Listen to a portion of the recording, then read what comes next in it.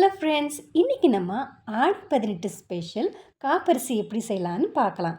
இதுக்கு 1 கப் பச்சரிசி எடுத்து நல்லா அலும்பி வச்சுருக்கிறேன். அதோட ஒரு 1/2 கப் வேர்க்கடலை, அப்புறம் 1/2 கப் முந்திரி பருப்பு, ஒரு 1/4 கப் கடலைப்பருப்பு எடுத்திருக்கேன். அதுக்கு ஆப்ஷனலாக பொட்டுக்கடலை இல்லை பாசிப்பருப்பு எடுத்துக்கலாம். இது எல்லாத்துக்கும் ஈக்குவலான பங்கில் நான் துருவிய வெல்லம் எடுத்திருக்கேன். இப்போது கடாயில் பச்சரிசி போட்டு நல்லா ஃப்ரை பண்ணலாம். சைடில் நான் வெல்லத்தை கரைக்கிறதுக்காக கொதிக்க வச்சுட்டுருவேன். ஃபில்டர் பண்ணிக்கலாம். இப்போது இந்த அரிசியை நல்லா செவக்க வறுக்கணும். ஒரு 5 நிமிஷம் மீடியம் ஃப்ளேமில் நல்லா வறுத்து வச்சுக்கலாம்.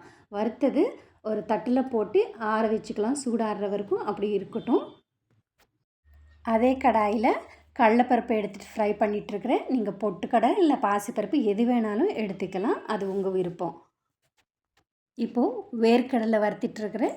வேர்க்கடலை கூட மீடியம் ஃப்ளேமில் நல்லா ப்ரௌன் கலர் கிறிஸ்பி ஆகிற வரைக்கும் ஃப்ரை பண்ணிக்கலாம். அதே கடாயில் கொஞ்சமாக நெய் ஊற்றிக்கிட்டு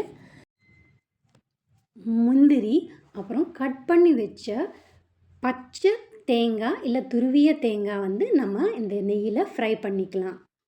அடுத்து நான் ஃபில்டர் பண்ணி வச்ச வெல்லத்தை ஒரு கடாயில் போட்டு பாகு வர்ற வரைக்கும் எடுத்துக்கலாம். அது டங்கு பதம்னு சொல்லுவாங்க. அது நம்ம தண்ணியில் ஊற்றிட்டு அந்த வெல்லத்தை எடுத்தால் நம்ம கையில் அப்படி ரவுண்டாக வரணுங்க. அந்த பதம் வர வரைக்கும் இந்த பாகை நம்ம காய்ச்சலாம். இது ரெடி ஆகிறதுக்குள்ளே நம்ம ஆற வச்ச அரிசியை கிரைண்ட் பண்ணிக்கலாம். நல்ல ஃபைன் பவுடராக பண்ணக்கூடாது. இது ஒரு ரவை பதத்துக்கு நம்ம ஜஸ்ட் பல்ஸ் பண்ணிட்டு எடுத்துக்கலாம்.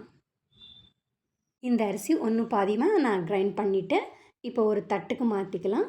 இதோட நம்ம ரெடி பண்ண வச்ச மீதி பொருட்களை ஒன்று ஒன்றா இதில் சேர்த்துக்கலாம். பாருங்கள், இந்த மாதிரி ரவை மாதிரி 1-2 பண்ணி வச்சுக்கலாம்.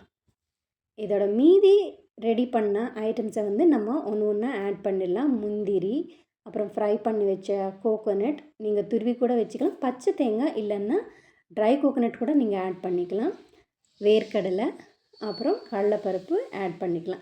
இது நல்லா மிக்ஸ் பண்ணிக்கலாங்க. மிக்ஸ் பண்ணிவிட்டு நம்ம பாகு ரெடி ஆயிடுச்சான்னு பார்க்கலாம். இப்போ தண்ணியில் நான் வெல்லம் சேர்த்துருக்கிறேன். வெல்லத்தை நம்ம உருட்டும் போது அது தண்ணியில் கரையாமல் நம்ம கையில் உருண்டை மாதிரி வரணுங்க. இந்த உருண்டை நம்ம கீழே போடும்போது அது டங்குன்னு சத்தம் வரணும். அதுதாங்க டங்கு பதம்னு சொல்லுவாங்க. நம்ம பாகும் இப்போ ரெடி ஆயிடுச்சு. இப்போ நம்ம ரெடி பண்ண மிக்சரில் இந்த வெல்லத்தை போட்டு நல்லா மிக்ஸ் பண்ணிக்கலாம். சூடாக இருக்கும்போது கொஞ்சம் கொஞ்சமாக ஊற்றிட்டு நீங்கள் மிக்ஸ் பண்ணுங்கள். ஒரே டைம் எல்லாமே போட வேண்டாம். இந்த பாகு போட்டு அந்த மிக்சரில் நல்லா கிளறிட்டதுக்கு அப்புறமா நம்மளோட காப்பரிசி ரெடி ஆயிடுச்சுங்க. ஆனால் ஒரு 5 நிமிஷத்துக்கு நம்ம கிளறிட்டே இருந்தால் தான் அது உதிரி உதிரியாக வரும். அது செப்பரேட் ஆகிறதுக்கு கொஞ்சம் டைம் எடுக்கும். 1 ஹவருக்கு அப்புறமா கழித்து பார்த்தா நம்மளுக்கு உதிரி உதிரியாக ரவை மாதிரி இருக்கிற காப்பரிசி ரெடி ஆயிருங்க. ஆடி 18க்கு மட்டும் இல்லைங்க, கிரகப்பிரவேசத்துக்கு, சீமந்தத்துக்கு, குழந்தைய தொட்டிலில் போடும்போது கூட வீட்டில் ஒரு ஸ்பெஷல் டிஷ்ஷாக செய்வாங்க. இதவங்க நம்மளோட ஆடி 18 ஸ்பெஷல் காப்பரிசி ரெடி ஆயிடுச்சு. நீங்களும் உங்கள் வீட்டில் இந்த வருஷம் ட்ரை பண்ணுங்கள். பிடிச்சிருந்தால் லைக் பண்ணுங்கள், ஷேர் பண்ணுங்கள், சப்ஸ்கிரைப் பண்ணுங்கள். இதே மாதிரி simple, healthy, tasty and authentic டிஷ்ஷோட இன்னொரு வீடியோவில் பார்க்கலாம். நன்றி.